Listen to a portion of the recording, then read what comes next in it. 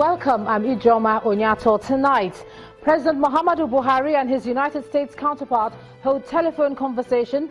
President Donald Trump promises a bill to help Nigeria procure more arms, also commends Nigeria over the release of Chibok girls. Acting President Yemi Osinbajo continues his rounds with the Niger Delta communities, renews federal government's commitment to changing the narrative of the Niger Delta people. Nigerians remember late former head of state Murtala Mohammed as Borno State Governor Kashim Shettima frowns on killing of hundreds of thousands of people by Boko Haram in 7 years. And avalanche in French ski resort leaves 4 dead.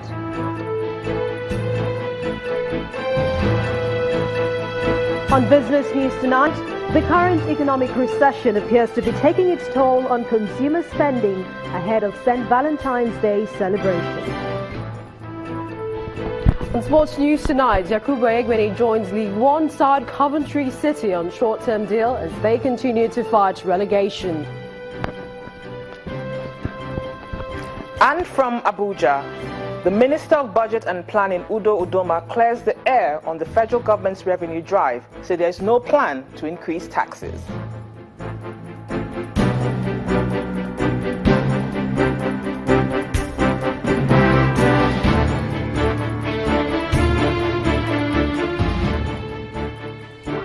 We begin tonight with a telephone conversation between President Muhammadu Buhari and US President Donald Trump, the first talks Mr. Trump has held with an African leader since he took office.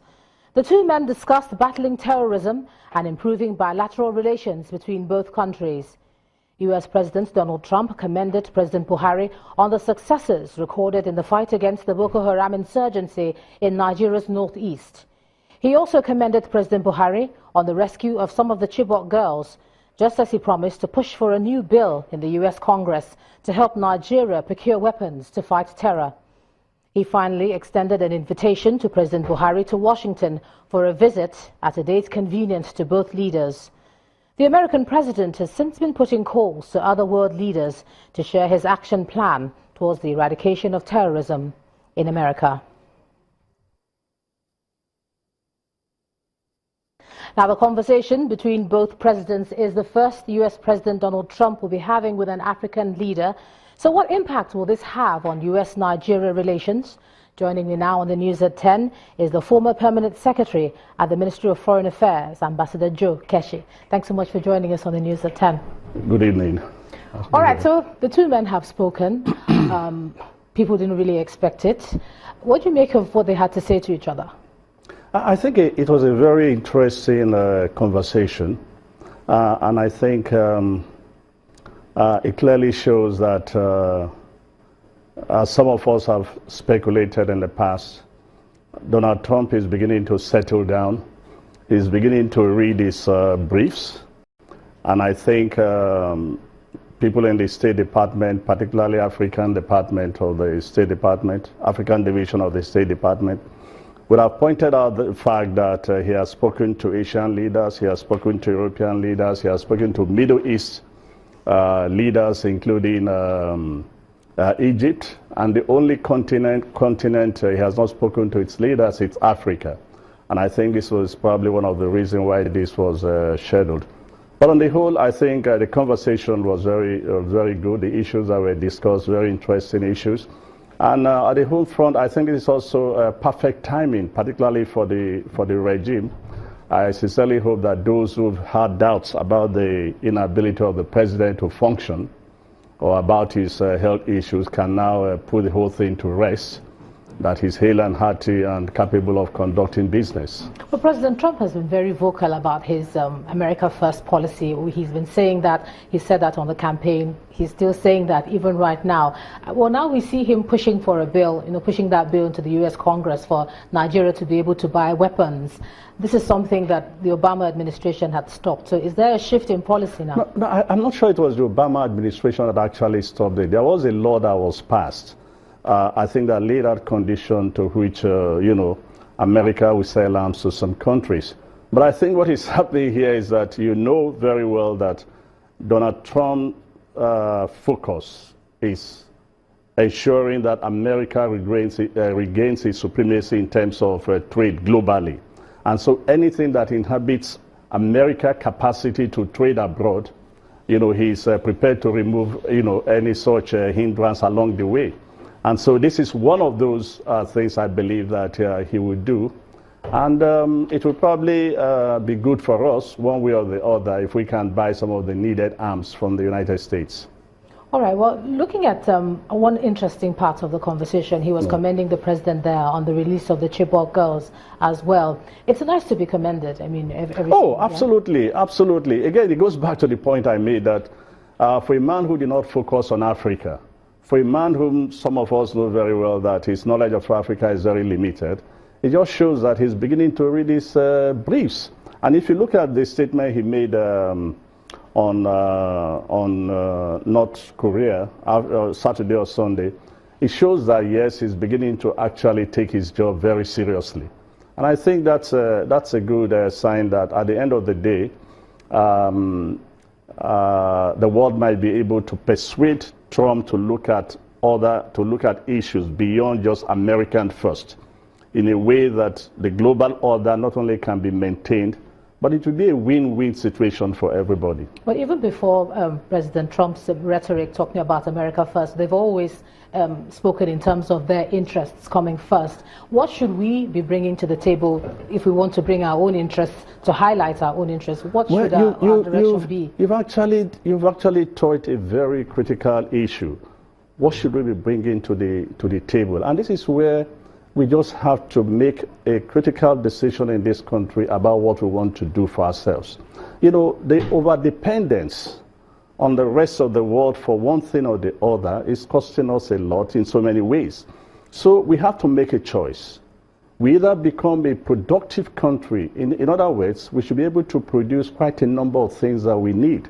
I wouldn't like to use the word tragedy, but one of the most unfortunate things in this country today is the inability of the military itself to produce what it needs.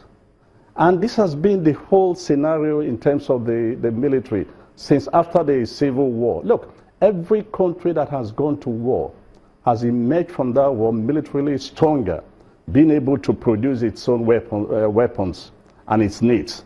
But the Nigerian army seems consistently dependent on foreign import.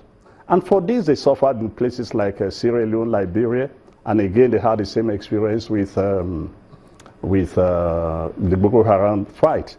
So I sincerely hope that what they should tell us is that, look, we need to find a way to become a productive country and be able to produce at least well over 50% of our needs, including our military requirements. If we're not doing that at the moment, it won't be a balanced conversation then, will it? Certainly it will be, because if the rule is removed, America will sell arms to us. We will pay from our meager, foreign reserve, which is not good. But there's quite a number of things we can produce in terms of, what requirements of the military. There are quite a number. Look, about AGUA, for example. We've not gained so much from AGUA. In fact, I think that's an understatement. I'm not even sure we've gained at all. We've not been able to, maybe we've gained a little. But AGUA is something we should have used over the years to actually develop a good trading relation with the United States. In terms of those who are a bit skeptical about it, and especially those who know Trump to be what he is, and say perhaps he was in a good mood, and can we hold him to what he's telling us right now in terms of bilateral trade? It's going to be positive with us and him. No. You don't have to hold him to anything. Trump is interested in trading. He's a businessman. He's interested in pushing American capacity and ability to trade, into the world as much as, as possible. The question is, what can we sell back to the United States beyond oil? Because at the end of the day, this is where the conversation will end. When we begin to buy arms from the United States, when we begin to buy other things from the United States, what do we sell to the United States? And I think that's the question we should be asking ourselves. All right, Ambassador Joe Keshi, former Permanent Secretary at the Ministry of Foreign Affairs. Thanks for sharing your thoughts. Thank you so much for having me. Thanks. 100,000, that's the number of persons that have been killed in the 7 years of Boko Haram insurgency in Nigeria's northeast. And that's according to the governor of Borno State, Kashim Shettima, who was speaking at the Murtala Muhammad Memorial Lecture in Abuja today. He said that most of those affected are women and children. Also speaking at the event, and just before he left for a visit to Rivers State, the acting president, Professor Yemi Oshibajo, challenged the nation's leaders to shun acts capable of promoting division in the country. Nigeria has been left to drift. Nigeria's fourth head of state, General Murtala Muhammad, was assassinated on February 13, 1976. He was regarded as a leader who was committed to improving the lives of Nigerians and Africans. Hence, the Murtala Muhammad Foundation was founded on these ideals.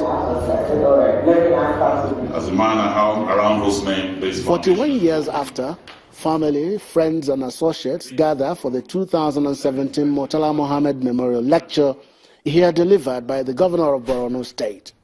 Speaking on his experiences in managing the Boko Haram crisis, Governor Shettima defended the decision to close the camps of the internally displaced persons in the state by May 2017. IDP camps that we have right now are pregnant with lots of challenges.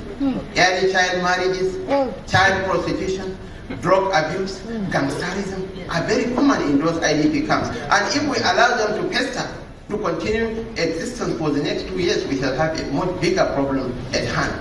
This is why we are determined to restore the dignity of our people by rebuilding their communities and taking them back home. He also identified some of the factors fanning the flames of Boko Haram insurgency in the northeast. Climate change, endemic poverty, pervasive illiteracy.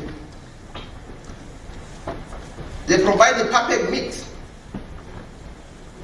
to produce the perfect storm that will consume all of us. While it took South Africa's apartheid 42 years to take 21,000 lives, it took Boko Haram only 7 years to cause the murders of 100,000 lives of innocent people, largely women, children, and old people in Nigeria. But Vice President Professor Yemi Oshibajo used the occasion to advise Nigerian leaders. Everybody in this nation, men, women, of every religion or tribe, have the same desires, they have the same needs. Food on the table, some comfort, some future for their children. That all of those needs have no tribe, have no religion, have no color.